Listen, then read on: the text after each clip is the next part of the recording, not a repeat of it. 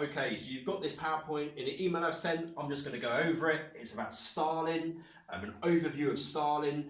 When you're actually doing non-interpretation questions, you don't look at the course chronologically, you look at it in themes. This is a brief overview of the chronology. So Stalin, he was in power for 24 years. There he is there.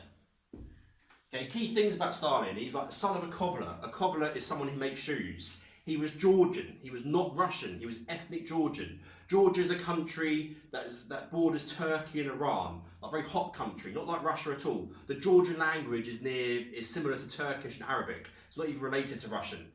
He rose to prominence as a fundraiser for the Bolsheviks. Basically, he was raising money for the Bolsheviks as a gangster, robbing banks, extortion, kidnapping. Between 1924 and 29, played different sides off against one another in the Politburo before emerging as leader in 1929. Okay, so Lenin dies in 1924. He dies in January 1924 of a stroke. There's like 5 years of group rule. Stalin, he's quite cunning. He plays one side off against one another until he's the leader in 1929. Okay, and there's Russia. Georgia is way down here. So there's Georgia next to Turkey. There's Iran. That's where Georgia is. It's a hot country. Not like Russia at all. Very different to Russia. It's part of the Russian Empire. It's independent now.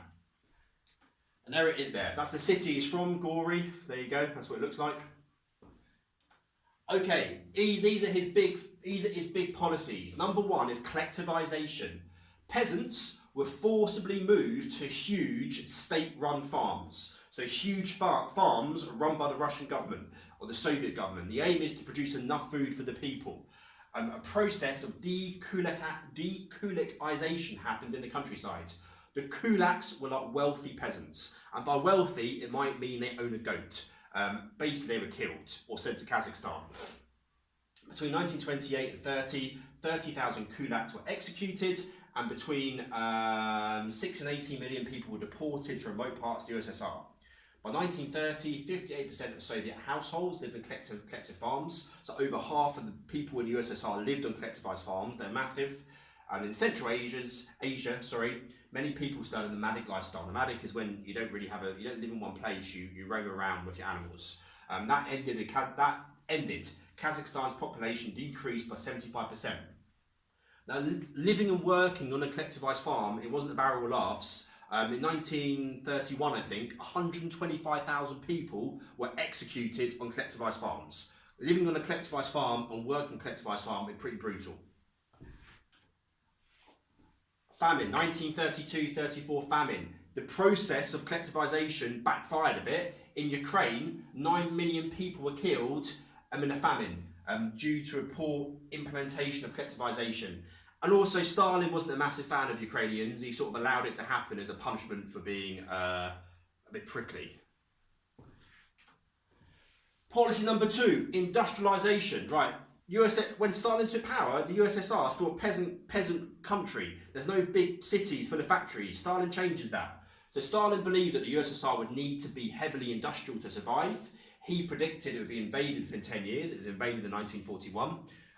5-year plans were drawn up to increase the USSR's industrial output. They were totally focused on heavy industry. So he draws up these 5-year plans to improve the USSR's economy, and it's all about building factories to make steel, coal, so forth. Don't care about the people. Fewer consumer goods. Because the economy was so focused on like coal and steel and stuff, there were less clothes and less food to buy in the shops, or less houses built. Most people lived in most people in Moscow and Petrograd and Leningrad, lived in like shared apartments. So you might have like 5 or 6 families living in one apartment. Okay, and they work. So you've got stats here about production and how much they produce. They produce more stuff, and they're able to defeat Germany in World War II because of it as well. Okay, new cities. So new cities are built from scratch, usually around huge steelworks or coal mines. Magnitogorsk was built in the 1930s. It provided workers for a steelworks, had a population of around 500,000. There's another one in Kazakhstan called Karaganda, and there was a joke in Soviet times about how when you died, you better pray you go to hell rather than Karaganda. It was so rubbish. Live there. Okay, number 3, terror. Stalin became increasingly paranoid after the leader of Leningrad was assassinated in 1934. This kick-started a series of purges in the Communist Party, the army, and society in general. Between 37 and 38, about 1.5 million people were executed for being enemies of the state. So they execute loads and loads of people, including very high-ranking people in the Communist Party. Terror personal. The communist leaders, before the terror started, they were all very friendly, they got on well, they'd known each other for years and years and years, and they holidayed together, and their children were friends. Lots of the Soviet leadership had known Stalin for 30 years, and they called him Soso, which is Russian for Joey. And during the terror, Stalin had scores of them executed, he had their wives executed, and he had their children executed. So he wasn't just like implementing terror on random people, like random peasants, it was the people he knew and knew well, and he was killing their wives and their children and so forth. Okay, we'll leave that.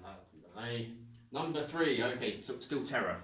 So between 34 and 53, the NKVD, the secret police, sent around 25 million people to gulags, remote prison camps in the Arctic Circle, pretty brutal. Around 8 million people were deported to remote parts of the USSR. In 1944, every single Chechen, 3 million people, was deported from Chechnya to Kazakhstan. 1 million died in the journey. A further 3.5 million people were forced to work in labour settlements, i.e. forced to build cities in the middle of nowhere.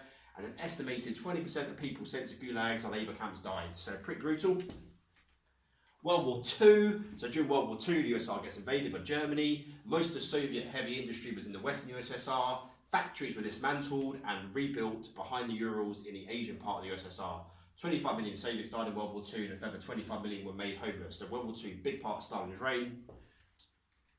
Soviet gains, like the USSR is the big winner in World War II because A, they defeated Germany and they took over loads of countries in Eastern Europe, such as Latvia, Estonia, Lithuania. They became part of the USSR again, and also they took over these countries, but they were just like satellite states. They were like their empire. They weren't actually part of the USSR.